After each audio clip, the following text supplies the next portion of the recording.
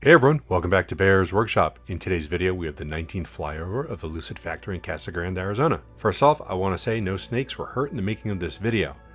But as we were pulling up, we saw a snake slithering across the road, which despite this being Arizona in the middle of the desert, you still don't see something like that very often.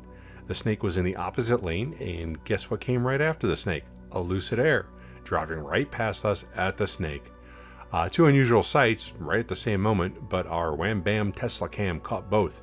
We couldn't see it in the video, but the Lucid Air spotted the snake and moved over to get out of the way because you don't want snake guts all over the nice new Lucid Air. So nice driving by the Lucid Air driving person. You avoided a near catastrophe. If you guys have never seen the WhamBam TeslaCam channel, it's pretty interesting, the things that you can catch on the TeslaCams. We'll put a link down to that channel in the description below. As for the construction, it looks like the pilings are almost complete in the first section, going from south to north, that we've been highlighting in the last couple of videos. The parking lot grading on the east side looks nearly complete. Looks like it's pretty much well outlined. In the contractor area, there were some contractor buildings delivered, and those will be put together soon.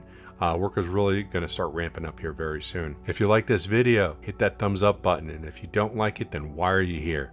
If you haven't already, please subscribe to see more content like this in the future.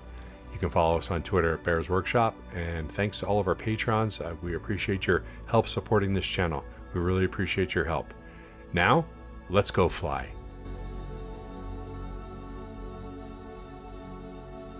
On a side note, we had some issues with crop dusters again today. They were flying over the farm where we're typically over as we look into the Lucid property.